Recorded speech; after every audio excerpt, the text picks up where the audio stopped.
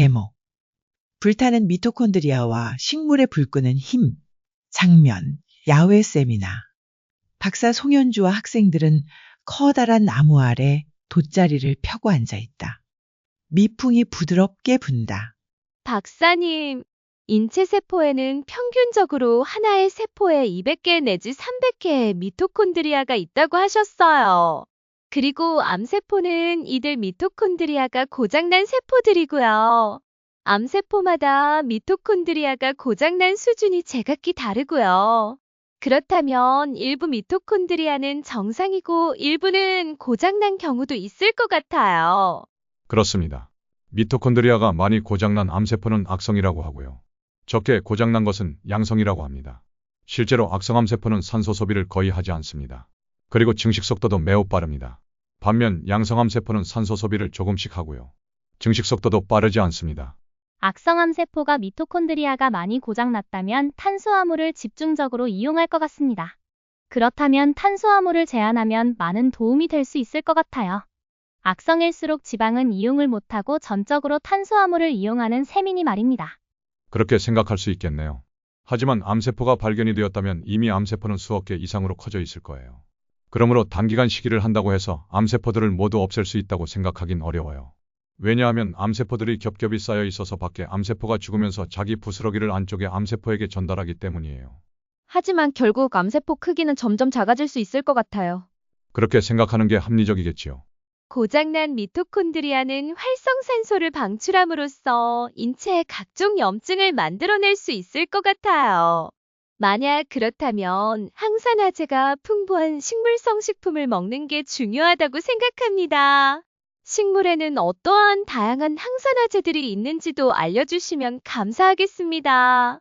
맞습니다. 그럼 오늘 주제는 오늘은 불타는 미토콘드리아 이야기입니다. 고장난 미토콘드리아는 정상적인 전자전달계 ETC가 흐트러지면서 활성산소종을 과도하게 생성하고 이 ROS는 세포막, 단백질, DNA를 손상시키고 만성염증을 유발합니다. 이러한 산화 스트레스를 줄이기 위해 식물성 항산화제의 섭취는 매우 중요한 전략입니다. 미토콘드리아가 불탄다고요? 하하. 정확히는 고장난 미토콘드리아가 과도한 활성산소 ROS를 뿜어낸다는 뜻이야. 마치 엔진이 삐끗할 때 나오는 매연처럼. 그 활성산소가 세포 속을 돌아다니며 DNA를 손상시키고 염증 반응을 일으키죠. 이게 암, 당뇨, 알츠하이머, 심혈관 질환 같은 만성병의 씨앗이 되는 겁니다. 그래서 항산화제를 먹으라고 하는 거군요. 근데 교수님, 항산화제는 비타민C밖에 몰라요. 식물엔 1000가지의 무기를 숨겨두었죠. 빛, 바람, 곰팡이, 벌레로부터 자신을 지키는 자연의 방패들. 멋진 표현이에요. 맞아요. 식물은 자기를 보호하기 위해 항산화제를 만들어냅니다. 그리고 우리가 그 식물을 먹는다는 건 마치 그 방패를 나누어 받는 것이죠. 그럼 식물성 항산화제의 주요 종류와 기능을 살펴볼까요? 폴리페놀, 파라페노존, 녹차, 블루베리, 카카오 등에 많아요. 활성산소를 제거해서 항염증, 항암작용을 보입니다. 플라보노이드는 양파, 사과 껍질, 콩, 신맛 나는 과일이 많은 시트러스류에 풍부합니다. 항염증, 모세혈관 보호, 혈당 조절을 해주죠. 카로티노이드류는 당근, 토마토, 케일에 많아요. 지질막을 보호하고 항산화 작용이 있어요. 비타민C는 브로콜리, 피망, 딸기, 감귤류에 많지요. 수용성으로 세포질에서 활성산소를 제거합니다. 비타민 E는 지질이 풍부한 식품에 많은데요. 아몬드, 들깨, 콩 등에 많아요. 지용성으로 세포막 지질의 산화를 방지합니다. 그래서 뇌세포를 보호하는 데에도 중요하죠. 셀레늄은 브라질너트, 마늘, 현미에 많아요. 다양한 효소의 보조인자이고 활성산소를 분해해요. 리그나는 아마씨, 들깨, 참깨에 많고요.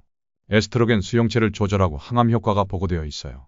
안토시아닌은 자색 고구마, 블루베리, 포도 껍질에 많고요. 혈관 강화, 눈 건강, 뇌 보호를 해요.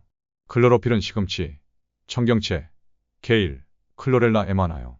중금속 해독, 항산화, 세포 재생 효과가 있습니다. 퀘르세틴은 양파 껍질, 브로콜리, 사과에 많고요.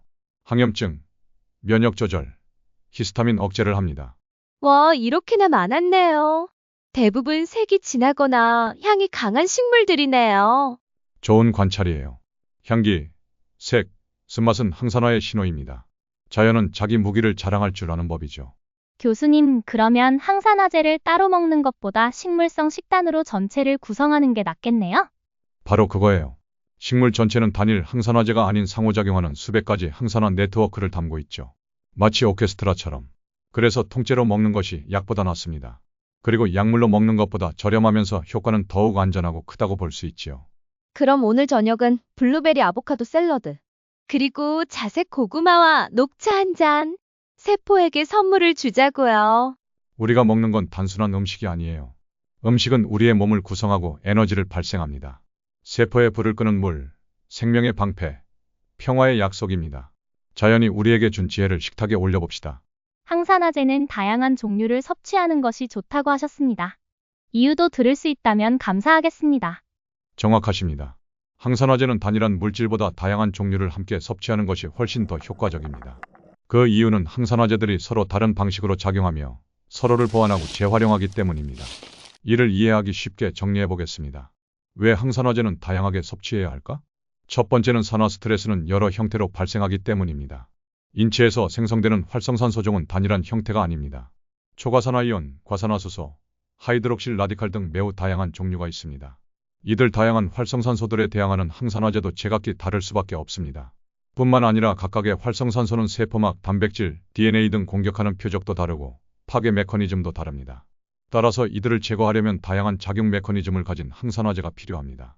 두 번째, 항산화제는 서로를 재활용하고 기능을 복구해줍니다. 예를 들어 비타민 E는 지질막을 보호하다가 산화되면 효과를 잃지만 비타민 C가 그 산화된 비타민 E를 다시 환원시켜 활성형으로 복구합니다. 또 셀레늄은 글루타티온 퍼옥시다제 GPX라는 효소를 통해 과산화수소를 분해하고 폴리페놀은 금속이온 페이 등에 의해 ROS 생성이 가속화되는 걸 억제합니다. 이처럼 서로 다른 항산화제가 시너지 효과를 내며 하나의 시스템처럼 작동하는 것입니다. 다양한 항산화제를 섭취하면 이들은 강력한 군대가 됩니다. 하지만 한두 가지만 섭취하면 이들은 흩어진 군대처럼 되는 것입니다. 와, 그래서 다양한 식물을 섭취하는 게 중요한 거군요. 이들이 강력한 군대가 되면 외적을 쉽게 물리칠 수 있겠어요. 서로 싸우는 게 아니라 서로 모자란 점을 보완해주면서. 그리고 항산화 역할을 하다가 기능을 잃어도 다른 항산화제에 의해서 기능을 되찾는다는 것도 무척 인상적이에요. 우리나라도 모두 힘을 모으면 엄청 힘센 나라가 될 수 있는데 서로 싸우면 안 되는 것과 같은 거라는 생각이 드네요. 그렇습니다. 동서고금의 역사에서 국가나 집단 내부에서 싸우면 좋아할 사람들은 우리나라를 침입하려는 외적들 뿐이지요. 세 번째 이유는 지용성 항산화제와 수용성 항산화제는 작용하는 위치가 다르다는 것입니다. 예를 들어 비타민 E와 카로티노이드는 지용성으로 세포막과 지질 영역에 효과적입니다. 비타민 C와 폴리페놀은 수용성으로 세포질과 혈장에 잘 작용합니다. 글루타티온과 퀘르세틴 혼합물은 세포 내부와 미토콘드리아, 핵막 등의 효과가 큽니다. 지용성과 수용성 항산화제가 함께 작용해야 세포 전체가 방어될 수 있습니다.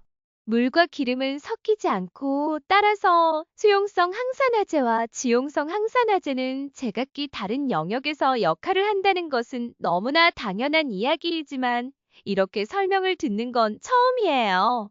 우리 몸이 하나이지만 이 속에 정말 우주의 신비와 같이 다양한 구조와 기능이 있다는 걸 느끼게 됩니다. 소중한 내 몸을 소중히 다루어야겠다는 생각도 드네요. 그렇습니다. 몸이라는 것은 함부로 다룰 만큼 하찮은 게 아닙니다. 자동차나 집안 가구를 쓸 때에도 함부로 던지거나 상처를 입히지는 않지요. 하지만 현대인들은 자기 몸에 아무거나 음식을 넣어서 몸의 세포들을 보호해주지 못하는 경우가 많아요. 대부분은 무지 때문이고 그 다음으로는 무관심 때문인 것 같아요. 자기 몸을 소중히 해야 자기 몸도 자신을 소중히 해줍니다. 네 번째는 특정 항산화제는 특정 기관에 더 효과적이라는 것입니다. 예를 들어 루테인과 제아잔틴은 망막의 황반에 집중 분포하여 눈 건강을 돕습니다. 그리고 안토시아닌은 혈관 투과성 조절하는 데 이를 통해 심혈관 질환이 예방됩니다. 클로로필은 중금속 배출해서 간 해독을 돕습니다. 퀘르세틴은 히스타민을 억제하여 알레르기를 감소시킵니다. 이처럼 다양한 항산화제를 섭취하면 전신 장기 방어 시스템이 강화됩니다. 와, 루테인은 어르신들이 좋다고 약으로 많이들 드시는데 그게 아니라 우리가 일상에서 먹는 음식으로 충분히 공급이 가능한 거군요. 그리고 루테인이 항산화 역할을 한다는 것도 처음 알게 되었네요. 네, 그렇습니다. 우리가 먹는 식물성 식품에는 이처럼 수많은 천연의 약이 숨어 있지요. 집안의 보물을 모르고 밖에 나가 구걸하는 셈이라고 할까요? 다섯 번째, 식물 항산화제는 복합체로 작용한다는 것입니다. 자연 상태에서 항산화제는 단일 성분이 아닌 수백 가지 파이토케미컬 복합체로 존재합니다. 예를 들어 블루베리에는 안토시아닌 플러스 프로안토시아니딘, 비타민 C 플러스 퀘르세틴 등이 함께 작용합니다. 이 복합성은 의약품 형태의 항산화제가 따라올 수 없는 강력한 네트워크 보호 효과를 제공합니다. 요약하자면 항산화제는 오케스트라처럼 다양해야 한다고 할 수 있습니다. 천연 식물의 항산화 전략은 여러 활성산소의 종류의 방어를 하기 위해서 각각에 맞는 항산화제가 필요하고, 식물의 다양한 항산화제들이 상호 재활용 및 시너지를 통해 항산화제가 서로를 복구한다는 것입니다. 그리고 세포 위치별 방어를 하기 위해서는 지용성과 수용성 항산화제가 모두 다 필요합니다. 장기별 특이 효과가 있어서 눈, 간, 뇌 등 기관별 타겟 다릅니다. 그러므로 자연 복합제 섭취 합성 보충제보다 효과적입니다. 결론은 하나의 항산화제는 하나의 스파크를 막을 수 있지만 수많은 항산화제는 산불을 꺼뜨리는 소방대가 됩니다. 빼놓을 수 없는 또 한 가지는 이렇게 식물 성식품으로 섭취하는 항산화제 군대는 부작용이 없다는 것입니다. 식물의 풍부한 항산화제는 암세포가 뿜어내는 활성산소를 잘 제어해서 인체에 염증을 생기지 않도록 잘 방어해줍니다. 하루 한 접시 이상 신선한 채소류를 드시는 것을 권합니다. 여기에 견과류를 잘 세척해서 말린 후 함께 드시면 맛도 좋습니다. 이렇게 피칸, 호두, 아몬드, 피스타치오 등의 견과류와 들깨, 잣 등의 종실류를 신선한 채소류와 함께 한 끼를 대신하시면 좋습니다. 밥은 먹지 않고요. 이때 주의할 점은 천일염을 함께 드시는 것입니다. 왜냐하면 견과류와 콩류, 종실류에는 나트륨에 비해 칼륨이 500배 내지 1000배 많기 때문입니다. 감사합니다. 감사합니다. 감사합니다.